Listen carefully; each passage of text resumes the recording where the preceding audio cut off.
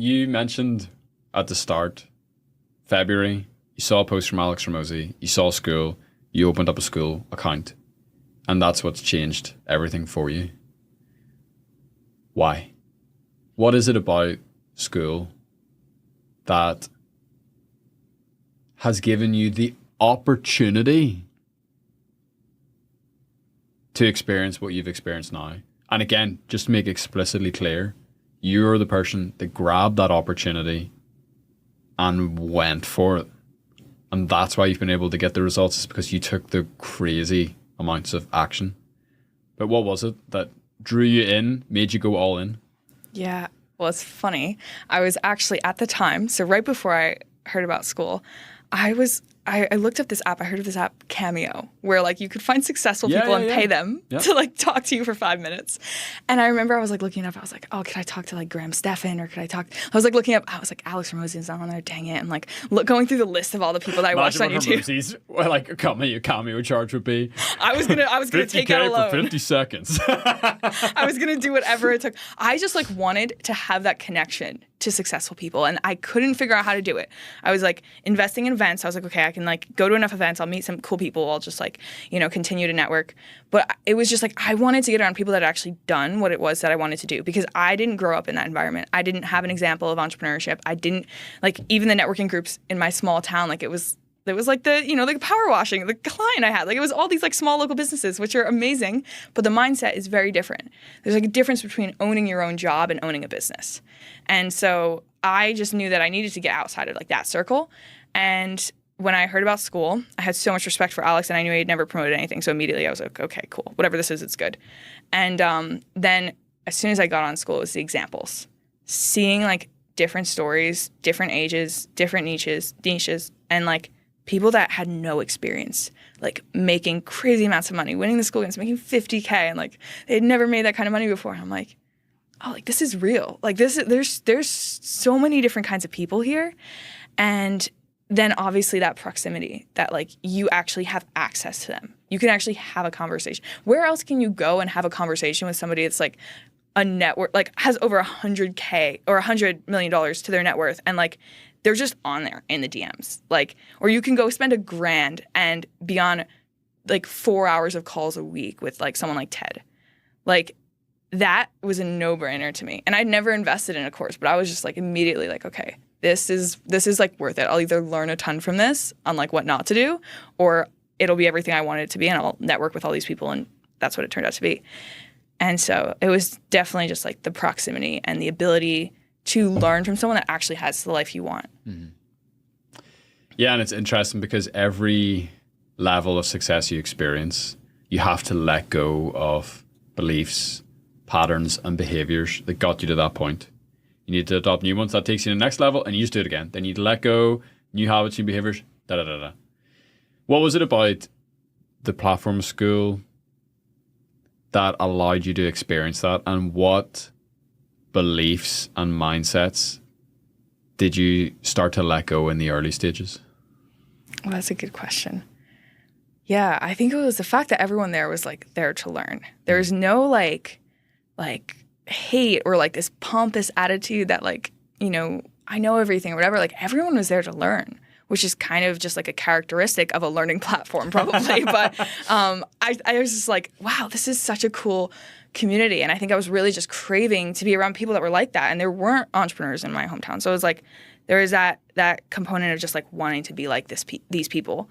And yeah, like that just like accelerated the journey, because forming those relationships with people, like then they become your friends and they become the people that have the biggest influence on you. And so then you're comparing yourself, or you're using their standards to measure your own self. And so that was like really, really influential. And I think Skool as a platform is the only place that I've ever encountered that. And it's like a family of entrepreneurs. Like it's just, and it's like hundreds of thousands of people. And they all want to learn, and like they're all just like, there's just like humility about it. And I think that's kind of characteristic of like entrepreneurs that have actually put the work in to build what they have, is that they're pretty humble because they failed. And like you look at Alex Ramosi, like the difference between Alex Ramosi and like a lot of those like influencer kind of entrepreneurs is like Alex Ramosi is so humble. He's so honest because he's been net zero multiple times. And so I think that like that's the only conclusion I can come to is like that must be why he's so humble is because like he knows like where he started and like the work that went behind it. And I think that is just like, I don't know, it's just such like an electric kind of personality to be around. And like we were talking about at the very beginning of the podcast, everything can be learned and everything can be developed. So if you hang around people like that and you spend your time instead of on Instagram or on Netflix or whatever, you're on Skool, you can still have fun. You can be going through GIF and just like looking at, funny GIFs.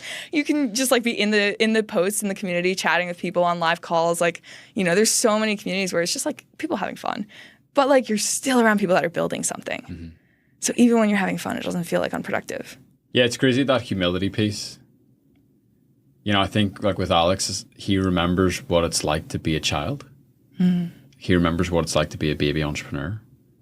And again, I'm stuck on this metaphor today, but it's, adults have such compassion and empathy for kids because they remember. It's like, I remember what it was like to not be able to do anything. Mm-hmm. It's like, of course I'll help. And I think like the best entrepreneurs, they view early stage entrepreneurs the same way that a grandparent would view a grandchild. It's like, there. It's okay. Mm-hmm. I know that you fell and you hurt your knee, and I know you think it's the worst thing in the world, but I have the perspective that actually this is not a big deal whatsoever. Mm-hmm. And the things that break early stage entrepreneurs are they make a mistake. They have to refund a $100 customer, and they think it's like the biggest, craziest problem in the world.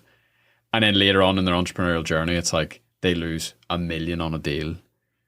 And they experience it with the same pain level. Yeah. Do you know what I mean? And so I think it's having that awareness and also that empathy for yourself as well, I think is really important. Yeah. Yeah, because like you have to go through like there's so much like pain and like responsibility and stress and things that like are really uncomfortable that you have to go through. And even when you're winning, like you're still like you are responsible to make sure that continues in that trajectory. And so I think like being like real with yourself and knowing that like your decision-making ability, problem-solving ability is like what is going to determine whether you're successful or not. Yeah. It has to keep you humble. Yeah. Otherwise you're gonna trip. It's interesting. Laura, who you also met out in the lobby there with Evelyn, we just did a podcast with her, and she said the interesting thing about Skool is you can transparently see everyone's success. Yeah. So you see the leaderboard, you see how much money everyone's making, you see how they're making it. And she says, it just allows you to borrow hope. From I people. love that. Yeah. And I think that's what like you need in the beginning is you just need that belief. Yeah. And you can borrow that belief from stories like yours. Mm-hmm. I love like, of course I do. I love like full circle moments. Mm-hmm. So it's like now you're on the podcast that you listen to give you that hope. Yeah. And now you're giving that hope to the Patrice of 6 months ago. You know what I mean? It's like, whoa, yeah. Is Elmer right? Are we living in a simulation? I was telling you yesterday, like I was watching Kai's podcast a couple months ago. Yeah. And I remember that just being like, it was such like an inspirational podcast to like hear what he had gone through to like win. And I think that was like something I realized. I was like, oh, like if you just put in a ton of work, even if you don't have an audience, even if you've never sold something, even if you don't have any network or any foundation, like you could just outwork everyone. Yeah. Like, and I was like, okay, well, I don't have any advantage, a special skill. I'm not like, super confident. I'm not a public speaker or any of these things, but I can work really freaking hard. Mm-hmm. And that was just like what I held on to. I was like, I can work really hard to compensate for everything I don't have. Right. And so I think kind of like back to one of your original questions, that's where the work ethic came in, was just like, I always felt like I was compensating.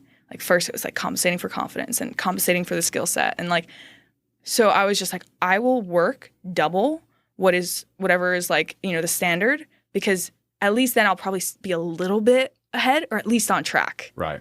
And so, yeah.